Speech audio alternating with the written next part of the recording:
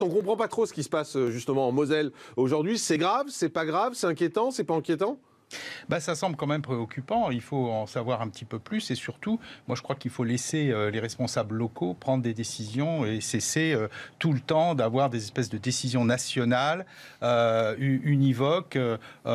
Beaucoup d'élus de la région Grand Est réclament de pouvoir prendre des dispositions particulières. Et moi j'ai toujours été pour la territorialisation des mesures. Ça semble quand même. Mais pourquoi Olivier Véran nous dit que la situation est grave et pourquoi il ne se passe rien ? Ça, je ne sais pas. Il faut demander au ministre de la Santé, qui n'en est pas quand même à sa première un petit peu contradiction à cet égard. En tout cas, pour l'instant, il faut quand même davantage tester les gens, davantage aussi génotyper. Pour pouvoir se rendre compte véritablement... Génotyper, ça veut dire opérer les différents variants. Décoder le génome des différents variants pour pouvoir avoir une idée davantage de la cinétique et de la carte cinétique de ces différents variants. Jérôme Dubus, il nous fait quoi là, Olivier Véran ? Non, on ne peut pas dire ce qui... Je reprends ce que vous venez de dire, il ne s'est pas rien passé. Ah bon ? C'est faux, puisque... Il est allé sur place, oui, non, c'est vrai. d'abord, il est allé sur place pour annoncer deux choses. Un, l'accélération des tests. Ça, vous ne pouvez pas nier. Et deuxièmement, l'accélération de la vaccination. Donc, il ne s'est pas rien passé, c'est pas vrai. C'est pas rien passé. Après, il y a eu une décision qui a été prise par le préfet sur instruction d'Olivier Véran de ne pas fermer les écoles, de décaler les rentrées des classes. Moi, je ne connais pas assez bien la situation pour savoir si c'est efficace ou pas. Mais on dit que la situation est sérieuse, la situation est grave et on nous dit on accélère les tests. J'ai entendu un certain nombre d'élus locaux qui disaient un peu qui n'étaient pas d'accord entre eux. Le maire de Metz voulait absolument confiner. Le président du conseil régional, M. Rotner, voulait plutôt avancer encore le couvre-feu. Non, mais où c'est grave ou c'est pas grave sur place, c'est ça la question. C'est grave ou c'est pas grave la situation sur place ? Je pense qu'il y a une situation sérieuse. Et est-ce qu'on a pris des mesures sérieuses ? Je pense que les mesures qui ont été prises de vaccination, d'augmentation de la vaccination, d'augmentation des tests, vont pouvoir lutter efficacement contre ce variant, oui, effectivement. Florent Philippot. Bon, écoutez, moi je les connais bien, je suis élu Grand Est, conseil régional. Les élus du Grand Est, j'ai repris les articles de presse depuis octobre au moins, ils ont une espèce d'obsession là-bas, à reconfiner, à fermer les lycées, les collèges. Alors ils ont voulu en octobre, ensuite en décembre, ils ont demandé un reconfinement préventif pour Noël. Il paraît que ça allait être la catastrophe. On a vu, ça n'a pas été la catastrophe. Maintenant, ils veulent de nouveau reconfiner, etc. Alors, pourquoi ? Parce qu'eux, ils ne le vivent pas, le confinement. Il faut dire les choses. Un président de conseil régional, un maire de grande ville, désolé, lui, il a des dérogations, il circule, il vit normalement, il est payé, il n'y a pas de souci. Donc, c'est totalement irresponsable. Deux, moi, je vais trancher avec tout ça. Je pense qu'il faut arrêter toutes ces mesures délirantes de restriction, dont il a été prouvé, étude de Stanford récemment, qu'elles ne servent à rien. Elle est très contestée, l'étude de Stanford. Elle n'est pas contestée par les faits, en tout cas. Parce qu'il se trouve que y compris par des gens qui l'ont fait en interne. Ah bon ? Il se trouve que c'est une des meilleures universités du monde, avec les meilleurs épidémiologistes du monde. Mais je veux bien, vous êtes capable de considérer que M. Véran est supérieur à Stanford, pas moi. Mais moi, je vois la réalité. Les faits ne la contestent pas, en tout cas. Le virus chute dans le monde entier. L'OMS vient de le dire, 30%. C'est parfaitement faux. Mais vous êtes... écoutez, vous allez me dire ça à chaque fois. En Afrique du Sud, le virus chute, bien sûr. Mais il chute, oui, effectivement, en ce moment, il chute énormément. En Israël, notamment. Israël vient de déconfiner dimanche. Alors, il chute, il a baissé de 30% dimanche seulement, en 3 semaines. Troisième confinement. Il baisse en France en une semaine, moins 10%. Non, mais écoutez, vous connaissez pas les chiffres. On demande au médecin, si vous voulez bien. Docteur Simeka. On devrait juste finir ma phrase, c'est trop facile. Mais c'est pas parce qu'il dit une contre-vérité que ça va m'empêcher de parler. Je dis pas que vous avez tort, je dis on demande au médecin. Juste après, je vous promets, je vous passe la parole. Il baisse partout dans le monde. C'est faux. Quelles que soient les mesures appliquées. C'est faux. Mesures restrictives ou pas. Il y a des pays où ils font rien, en Suède, etc. Et d'autres, l'Inde par exemple, où ils ne font rien. Il n'y a même pas le masque obligatoire. Ça baisse encore plus vite qu'en France. Alors moi, j'aimerais juste que M. Véran, il arrête d'empêcher les traitements. Monsieur Côme, professeur Côme, qui est pourtant pas un raoultien, vient de dire, c'est hallucinant, je le cite sur Public Sénat, on a complètement négligé le traitement. Ça a été une erreur stratégique de tout miser sur le vaccin, surtout un vaccin qui ne sera pas efficace contre le variant sud-africain. Alors, écoutons un médecin, docteur Simeka. Écoutez, moi je comprends que les patients soient complètement perdus, parce qu'effectivement, c'est contradictoire et on ne sait pas effectivement qui croire. Il y a des grandes études, il y a des grands experts, on constate toujours que plus le niveau de désaccord est élevé, plus il s'agit de gens qui ne sont pas sur le terrain. Les épidémiologistes, les grands mathématiciens de la santé qui font des projections, qui nous avaient parlé de 9000 personnes en réa, de 200 000 morts, etc., en général, ne sont pas d'accord entre eux. Dès qu'on descend un petit peu, les gens qui travaillent en réanimation, en général, ils disent tous la même chose. Ils voient arriver les patients. Nous, en ville, on dit tous la même chose. On voit de moins en moins de patients. On voit beaucoup de tests positifs, mais on ne voit presque plus de gens malades.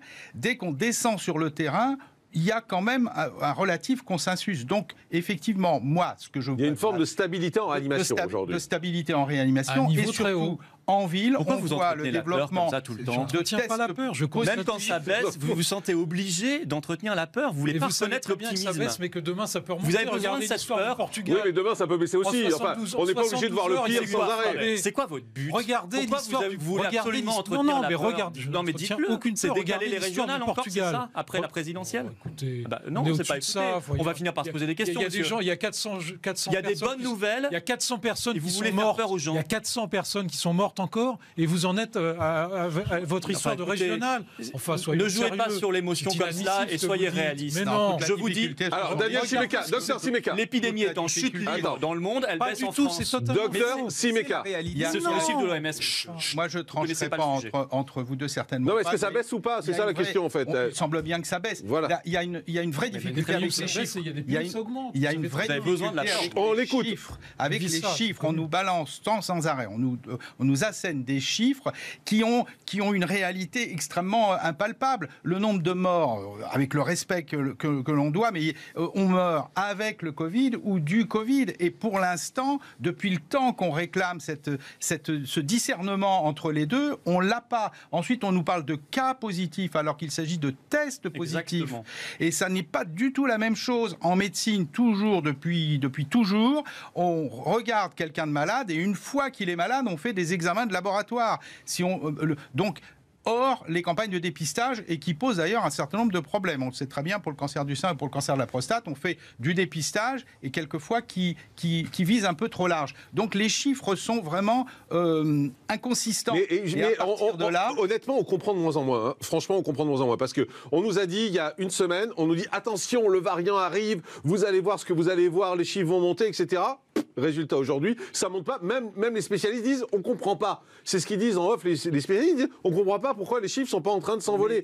On ne comprend rien. C'est évident parce qu'on est dans le vivant. C'est pour ça que moi, je m'inscris toujours en faux contre les grands mathématiciens de la santé, parce qu'ils sont à côté de la plaque, parce qu'ils n'ont pas intégré l'idée que le vivant, c'est archi complexe, qu'il y a des milliers de facteurs qui interagissent et que les choses sont imprévisibles. Et sans arrêt, eux, ils font des courbes et ils les continuent, ils les croisent. Et ils se trompent, ils passent leur temps à se tromper et leur temps à prédire. Kevin Bossuet. Enfin, un médecin qui a un discours frappé au coin du bon sens. C'est pour ça qu'il est là. Moi, j'en ai marre des Pialou, j'en ai marre des Lacombe, j'en ai marre des Leuré qui véhiculent ce sentiment Oui, mais de vous peur savez, dans toute juste la à l'instant, vous savez quelle est la différence? C'est que lui, il est sur le terrain. Mais voilà. Lui, c'est un médecin de famille, ce que j'appelle les médecins de famille. Il est sur le terrain, il voit les choses. C'est ça la différence. Tout à fait d'accord avec vous. Et là, regardez tous ces Pialou, ces De Rennes, où prévoyez du catastrophisme. Regardez, ça va repartir, il faut se confiner. Si on avait écouté ces médecins, mes élèves seraient depuis 1 an et demi sur leur canapé en train de jouer à la PlayStation. C'est quelque chose qui n'est pas possible.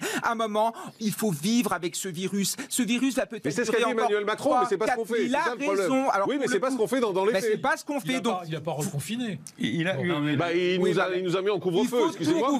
Si vous avez le sentiment de vivre à partir de 18h, moi non. Regardez, non, mais il y a quand même des cas étrangers qui sont très intéressants. Regardez, Israël qu'on nous a donné comme un modèle de vaccination, modèle de sortie de confinement. C'est un modèle de vaccination au moins. A reconfiné une 3e fois. Ils en sont sortis dimanche, à bout d'1 mois et demi de 3e confinement. Ouais. Le Portugal qui n'avait rien fait à Noël. Tout le monde s'est précipité au Portugal pour ses vacances ou dans la région de Madrid en Espagne. Aujourd'hui, ils en sont dans quel état?